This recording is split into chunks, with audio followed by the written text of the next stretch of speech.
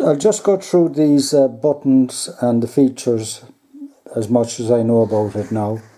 This lower one with the triangle, if you press it once, and the backlight goes out, press it again, and it comes on.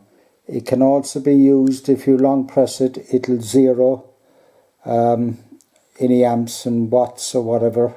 I'll just press it there now, long press, even though there's no... You get the CCC there and it clears everything. The only other function it has is when you're in the upper setting mode, you use this lower button to move the digits up and down to get whatever setting you want. So that's that one. Now the upper one press and it'll take you into various codes. There are a lot, but there are extra ones that are not used in this installation. I think it's the Bluetooth features for different type setups.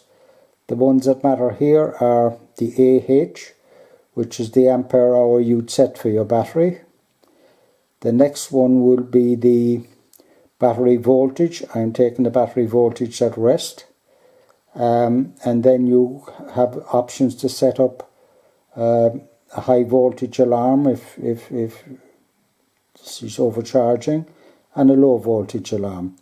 There's another one then for high ampage alarm if you're drawing too much. So I'll go in now, just one press, ampere hour. So if I want to modify that now, yeah, I'll just go to the lower one and I'll bring that down to 100.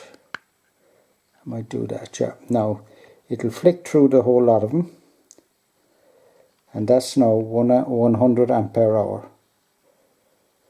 And you could keep, but when she goes over to each digit, you could press this to, like if I wanted to change that to 2, which I don't, I'll keep going up with this lower button until I get to the 1 again. Alright, that's it. So when you're happy with it, then you just press and hold this for a while, and then the ampere hours should flash twice, and then it'll go back to the screen. Now I think if you just hold this for a few seconds, it should also clear the watt hours and that. Yeah, so that clears the watt hours. I'll go back in now to one short press, and you can go through. There's the battery voltage, I think. That one is not in use. That's the high voltage alarm setting. That's the low voltage alarm setting, and she did start flashing at that. That's the high ampage if you have a high ampage draw, and all the rest of them here are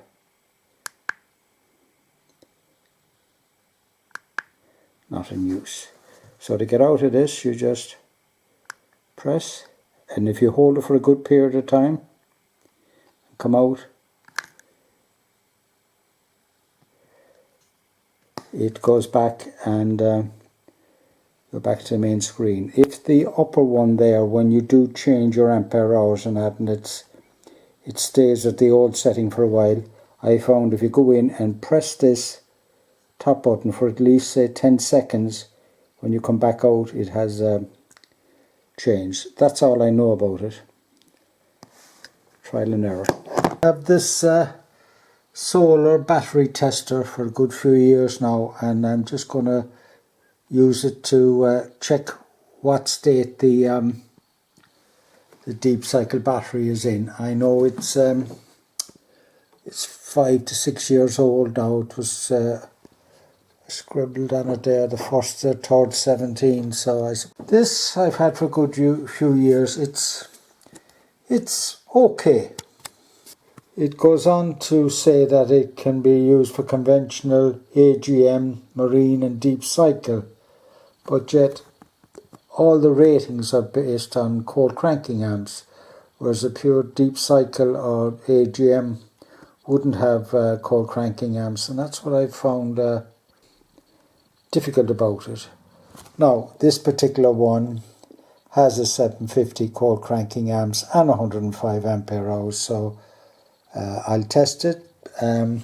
I suppose I'll go by the CCA. I'll try that. Right, I've connected up now to the positive and negative, and it's showing 12.91. This battery was fully charged up and left overnight, and I'll try to remember now how to do this. Press enter, battery, okay, yeah, that's for lead acid, okay. Cold cranking amps, I'll go for that. Now I'll have to bring it down to 750 and enter. Oh, saying battery okay. Well, it's saying it has 766 as against the original 750. Well, there you are. What this unit does, the conductivity through the lead cells rather than resistance. It checks conductivity to see how quickly a charge can go through the cells. And my understanding now of these deep cycle lead acid batteries is that the capacity is based on certain conditions. One is somewhere around 25 degrees Celsius. We are in winter time now, it's just about freezing outside, so I'd say the temperature here in this sort of store come workshop is about 10 degrees. And if I'm to believe it, when the acid is down around 10 degrees, it could lose up to half of its capacity, potential energy. That'll be interesting to see. And the other one would be that they base the ampere hour on what they call the 20-hour rule. So say for a 100 ampere hour battery, they would work it on drawing 5 amps for 20 hours. I'm drawing over twice that amount now, so I would expect between the temperature and the increased draw that this probably won't last 4 to 5 hours. It'll be interesting to see whether when we get down under 12 volts, whether this symbol or the ampere hour reflect that, because this doesn't have any temperature compensation or anything like that. It doesn't even know what type of battery. 1 hour in, and that's what we're at now. 12 volt, you could nearly, well, 12 volt if you looked at the chart would be 50% battery capacity. We're just an hour and a half in, and you can see already that the low voltage alarm is flashing. It's set that I think for 11.9, so I would regard this as 50% discharge, even though it's showing still 5 bars up there.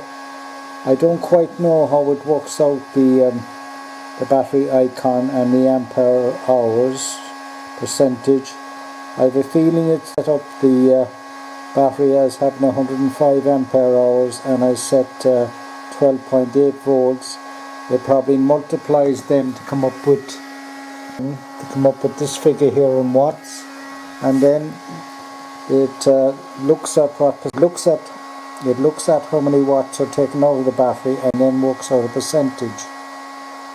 So yeah, it's an old battery. Has it got 105 ampere? Probably not. I'll stop this now and see what, when she comes to rest, she's up at 12. But I would regard 12 volts as the 50% mark now. I've left the battery at rest now for several minutes, and she's steadied out at 12.3 volts. This is the question I've always had.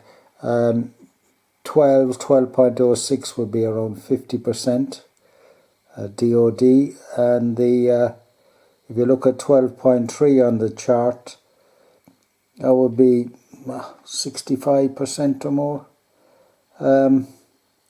Yeah, it's not clear, but I would imagine battery at rest is probably the best. I'll turn it on now again, and it'll probably just quickly go down to the 11 point odd. I would have thought this system, the icon would have worked off the voltage, because most charts are based on voltage rather than watts out of batteries. We're now 2 hours in. I went over the hour because I was stopped there for a while, and she's flashing, but so also now is this little one for the battery itself. I didn't even know it had a low volt setting, so I think it's time to call it a halt. It's saying 81.3 ampere hours, and we still have 5 out of the 6 of the icons. Now I don't know. I don't know whether this icon and the ampere hour are a bit of a novelty. The real important data for the energy meter would be the amps, the volts, the watts, the watt hours. That's telling you what you want to know. The voltage would be able to tell you the state of the battery from the standard battery charts for your particular battery. Still have got this without those two top features because of the versatility of this. I better stop it now.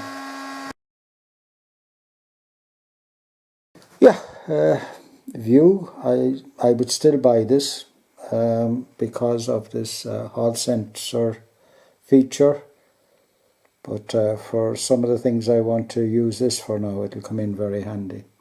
It's just a matter of disconnecting the positive, slipping on this hall sensor, and just clipping in the power leads for the monitor, and you're up and running. Second test now with a fully charged battery at rest, and this time I don't have a 5 amp load. I wish I had. I just have one of these extension lamps, which are probably over 5 amps, but we'll try it.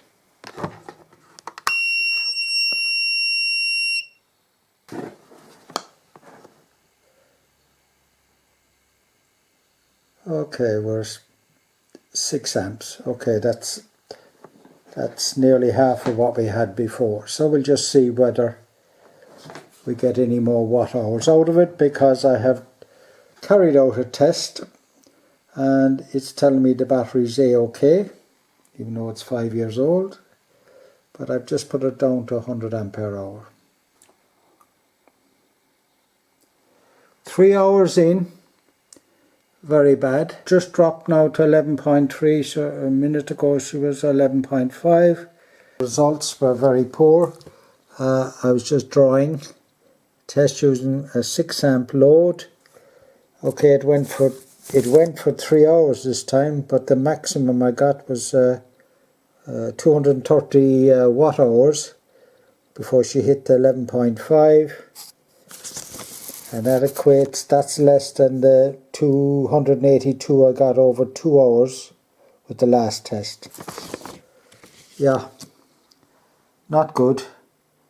According to that battery's got to be gone. I put the Hall effect sensor now on the engine start battery and connected up the power leads, so we'll see how we get on. This is something I wanted to check out for a long time, what the amps draw of the engine is on starting, whether the cable size I have is big enough. I can't remember if it's 35 square or 50 square. I think it's 50 square.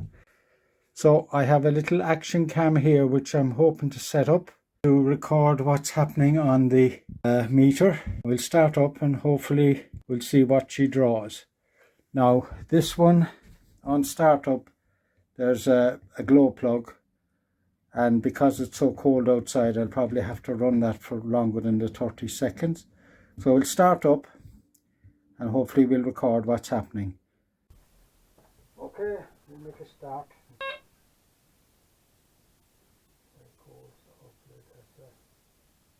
Start up.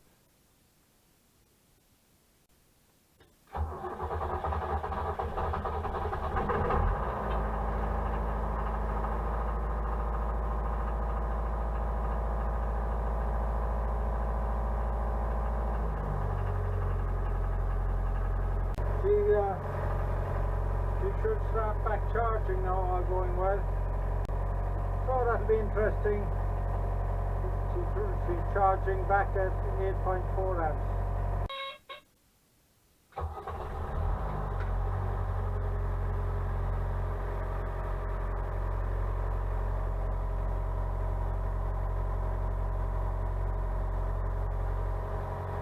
That's the second start now with the engine a little bit warm, which will be more like the cruising weather.